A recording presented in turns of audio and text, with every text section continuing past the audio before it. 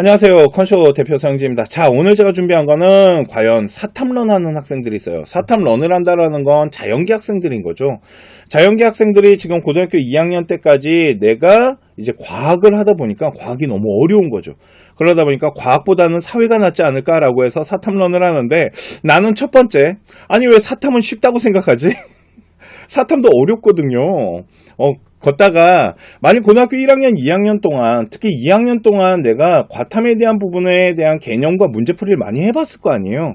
특히 물리나 화학이나 생명이나 지학 중에 내신 공부를 하면서 수능을 좀 병행하면서 기출도 풀어봤을 거고, 그렇게 지식을 많이 쌓아놓고 정리를 해놨을 텐데 성적이 조금 안 나온다고 그래서 그러면 조금 더 공부를 해야 된다라는 생각을 안 하고 사탐을 하면 되겠지라고 생각하는데, 사탐도 결코 쉽지 않습니다. 이 부분 좀 알아야 되는 게 있고, 만약 우리 아이가 과탐보다 사탐을 잘한다라면 당연히 사탐을 하는 것도 방법은 될 수 있어요.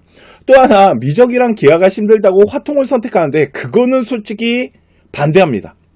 그 이유에 대해서 지금부터 하나하나 설명을 해드리도록 할게요. 자, 보시면은요, 수학부터 잠깐 얘기를 할게요. 우리 아이가 만일 미적이랑 기하를 보기 위한 자연계 학생이었어요. 그런데 미적이나 기하가 좀 어려워서 화통을 하겠다는 아이들이 있는데, 첫 번째, 이 수학은요, 미적이랑 기하 그리고 화통이 그러니까 쉬운 수학이 아닙니다. 확률과 통계라는 거는 하나의 수학의 개념이 달라요. 그러니까 미적을 못한다 그래서 확률 통계를 했을 때 잘한다? 라고 저는 생각하지 않습니다. 수학의 원리가 좀 다르거든요. 근데 만약 문과 아이들이랑 했을 때 점수를 구성하기가 좀 더 편하잖아요? 라고 하면 그건 맞습니다. 대신 대학교가 아이들을 선발할 때 도수분포라는 걸 가지고 학생들의 위치를 가지고 표점이라는 걸 만드는 거예요. 그런데 이게 어떻게 나오냐면, 이게 2024 데이터입니다. 아직 2025 데이터는 분석을 못했는데, 여기 보시면 요 맨 위에 있는 아이들이 누구냐면 자연계 아이들이 미적을 시험을 본 거예요, 지금. 그죠? 그래서 미적을 봤을 때 우리 아이가 612명이 지금 표준 점수가 148점 정도가 되고 있다는 겁니다. 그런데 화통 같은 경우는 다 맞아도 지금 인원이 문과 아이들 같은 경우는 236명밖에 되질 않아요. 당연히 미적이랑 기하를 잘하는 아이가 화통을 보지는 않을 테니까. 그리고 여기 나와 있는 아이들 있죠.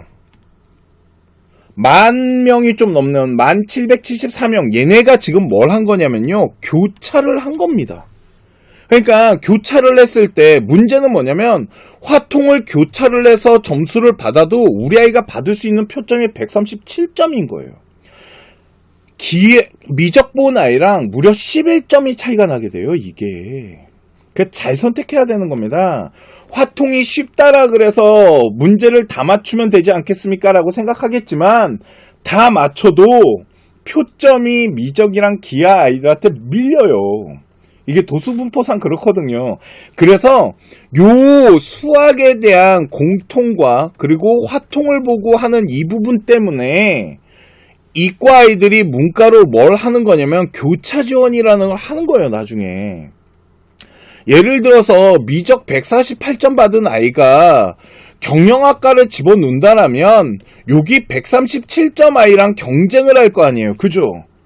그래서 이거를 이제 문과 침공한다, 교차한다, 이런 얘기가 나온 건데, 그렇기 때문에 화통을 한다라 그래서 막상 수능에서 우리 아이가 대학별 저 표점을 가지고 대학교 환산을 하잖아요. 그러면 무조건 유리하다라고 생각하면 안 돼요. 잘 생각해야 되는 겁니다.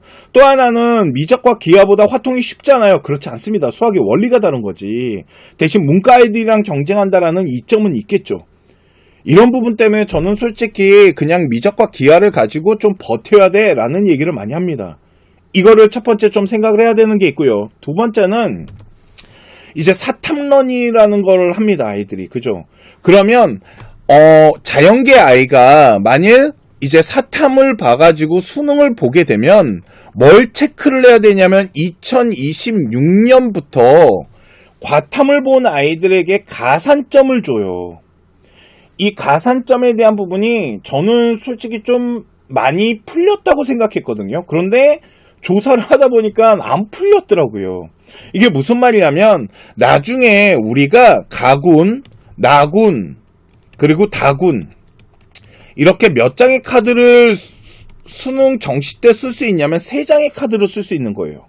그런데 지금 여기 나와 있는 대학교가 서울 안에 있는 그래도 이름 좀 있다라는 학교를 제가 정리를 한 겁니다.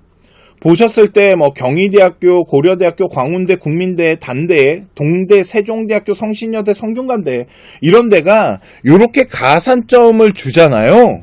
그러면 대학교가 아이들을 선발하는 데 있어서 100분위 가지고 하거든요.